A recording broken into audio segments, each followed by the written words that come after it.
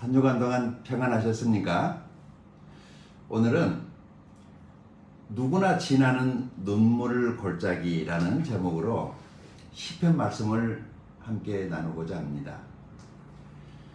저는 지난주 호치민 방문 일정을 마치고 다낭으로 다시 돌아오기 위해서 숙소에서 막 나서는 순간에 비가 엄청나게 쏟아졌습니다.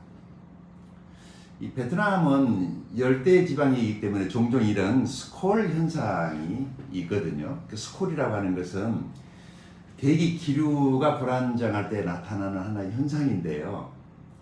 순식간에 엄청난 폭우가 쏟아지는 그런 것입니다. 이곳 사람들은 와서 보니까 그 비와 같이 사는 게 일상이죠. 전혀 불편하지 않습니다.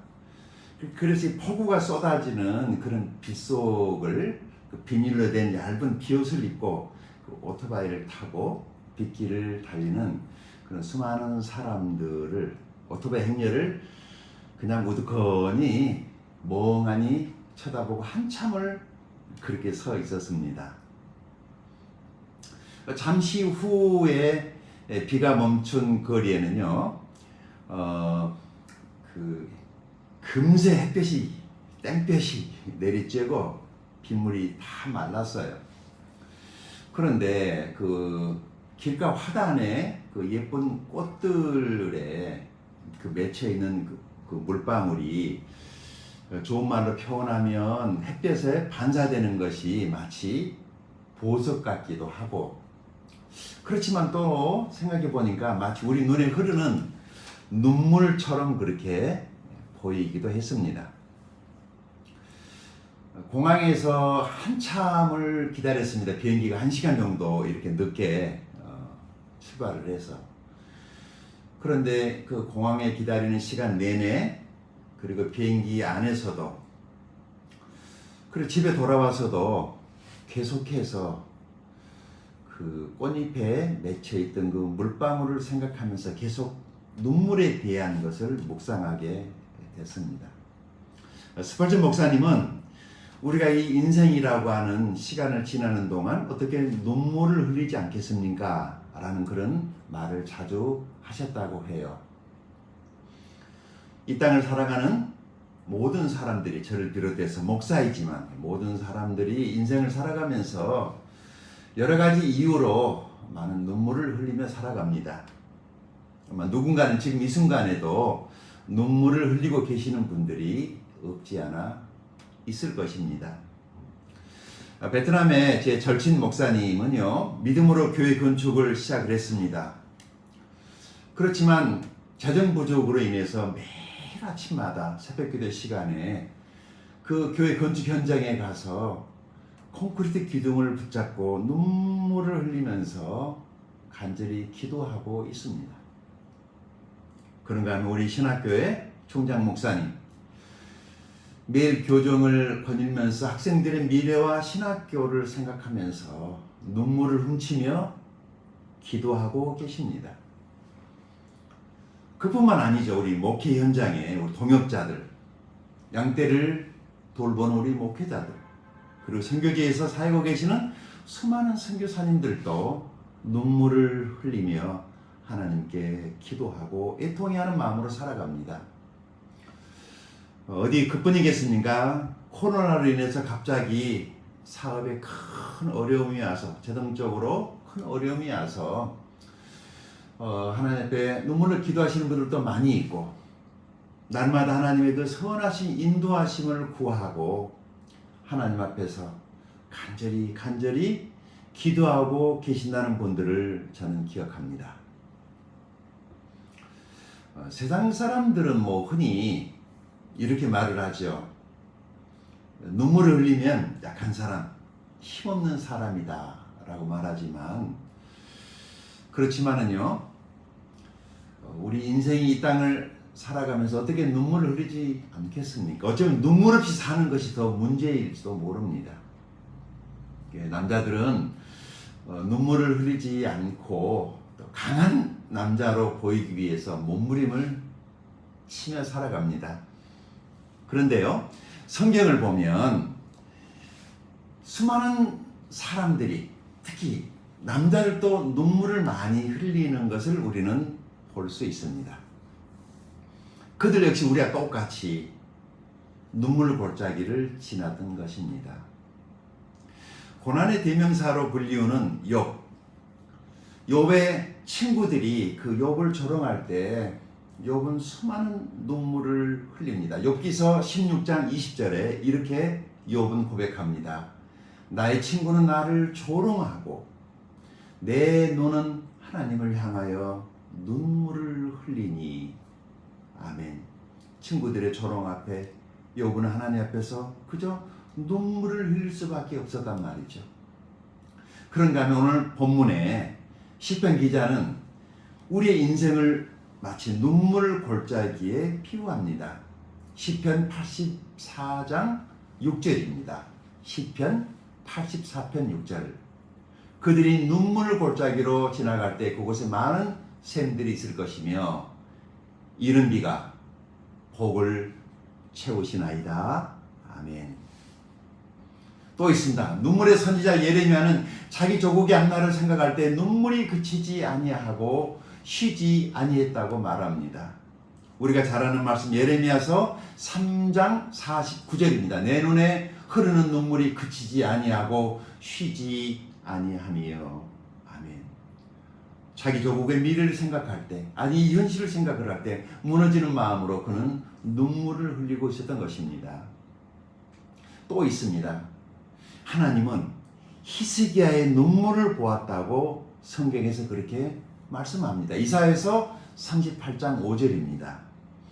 너는 가서 히스기야에게 이르기를 내 조상 다윗의 하나님 여호와께서 이같이 말씀하시기를 내가 네 기도를 들었고 내 눈물을 보았노라. 내가 네 수완을 15년을 더하고. 아멘. 하나님께서 히스기야의 기도와 눈물을 보고 들으셨다.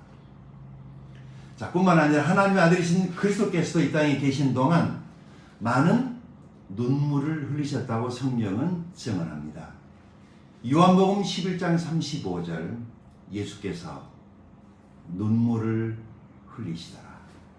인생들의 죽음 앞에서 절망하는 모습을 보면서 가슴이 너무 아프셔서 주님께서도 눈물을 흘리셨다고 성경은 말씀합니다.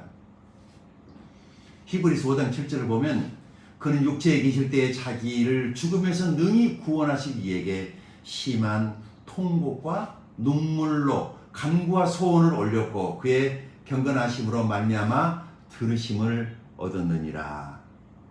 아멘. 주님께서 간절히 기도하시는 그 기도를 하나님께서 들어주셨다라고 성경은 말씀합니다.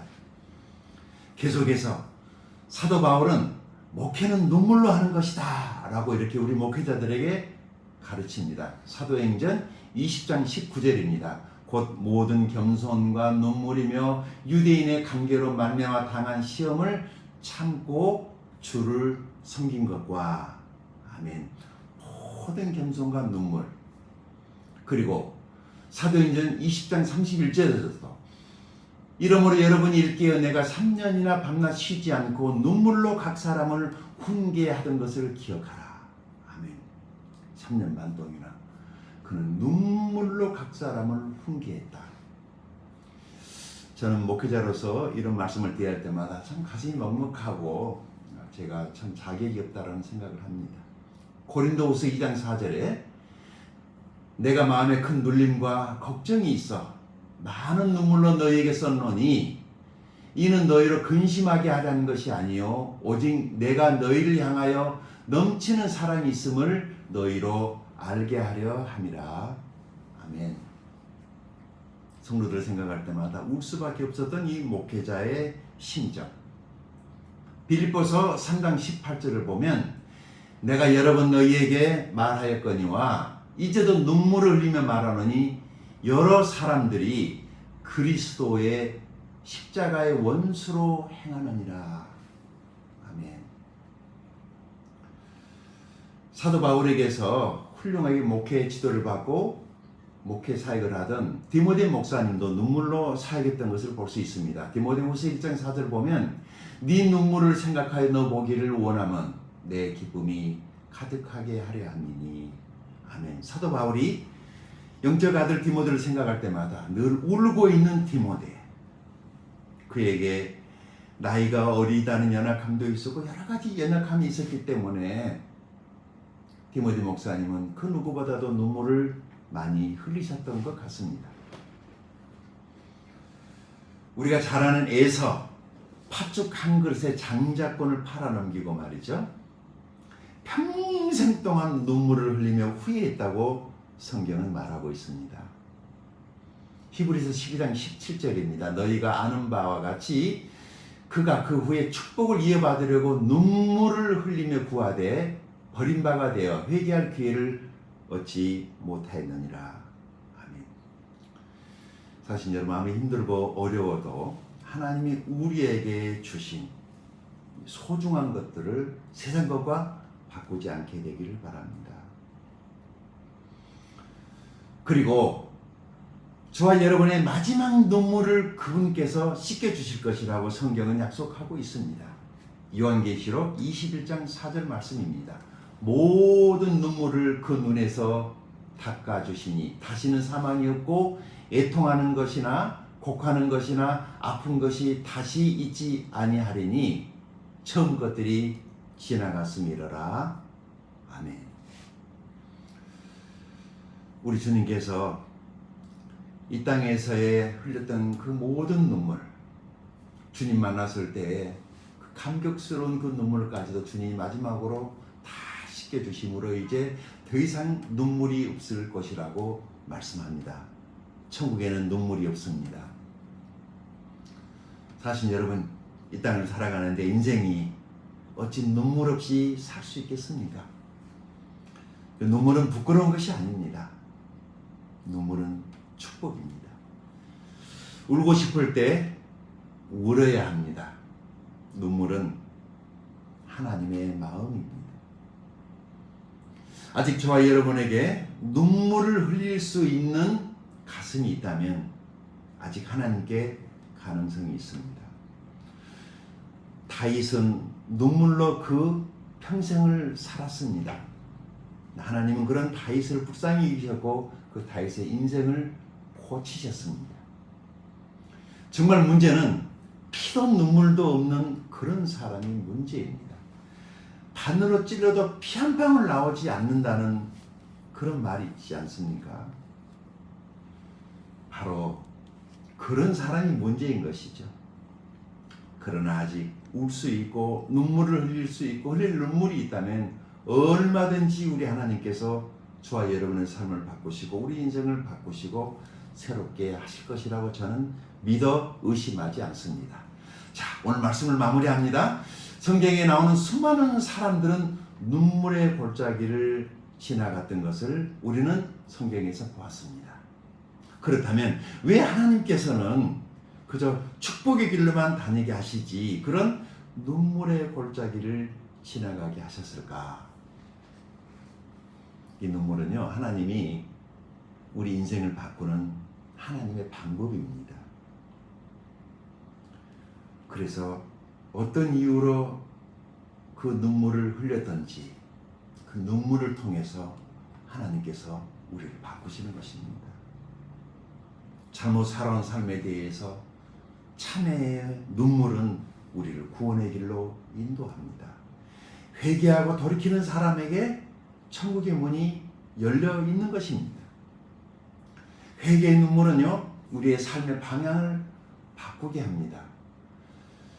이렇게 눈물을 흘릴 수 있는 사람에게 하나님 한 가지를 약속하고 있습니다. 시편 126편 5절 6절입니다. 제가 읽어드리겠습니다. 눈물을 흘리며 씨를 뿌리러 나가는 자는 기쁨으로 거두리로다. 울며 씨를 뿌리러 나가는 자는 반드시 기쁨으로 그 곡식단을 가지고 돌아오리로다. 아멘. 눈물을 흘리며 씨를 뿌리는 자는, 여러분, 이 봄은 씨 뿌리는 계절입니다. 지금 한국은 봄이죠. 이거 베트남은 1년에 이모작을 하기 때문에 벌써 첫 번째 추수를 하는 계절입니다. 그러나 한국은 봄이에요. 이 봄이라는 계절은 농부가 씨를 뿌리는 계절이죠. 눈물을 흘리며 씨를 뿌리는 자는 기쁨을 거두리로다 라고 성경은 약속합니다. 우리가 우리 인생에 그저 불로소득이나 바라지 말고 우리에게 주어진 삶의 현장에 눈물의 씨를 뿌리는 필요가 있습니다. 두 번째, 울며 씨를 뿌리러 나가는 자는 반드시 기쁨으로 그 곡식단을 거두리로다 라고 약속합니다. 우리 인생에도 씨를 뿌려야 하는 계절이 있습니다. 그때가 언제일까요? 우리가 눈물을 흘려야 되는 바로 그런 때가 씨를 뿌려야 되는 그런 계절인 것입니다. 눈물로 기도하시고 눈물로 간절히 하나님 앞에서 우리 마음의 소원들을 아뢰을 때 하나님께서 저와 여러분의 눈물과 기도를 보시고 그 기도에 반드시 응답하시고 우리의 삶을 더 좋은 쪽으로 하나님이 바꿔 주시는 그런 놀라운 은혜가 있을 것입니다. 혹시 오늘 이 순간에도 눈물 골짜기를 지나고 계시는 분이 계신다면 하나님께서 저와 여러분의 그런 눈물을 보고 계신다는 사실을 기억하시고 그 눈물을 부끄럽게 생각하지 마시고 눈물을 흘리며 씨를 뿌리러 나가는 저와 여러분이 될 수 있기를 바랍니다. 그래서 기쁨으로 거두는 그런 축복된 인생으로 하나님 앞에 감사 찬양을 올려드리는 그런 복된 저와 여러분이 될 수 있기를 예수님의 이름으로 축원드립니다. 감사합니다.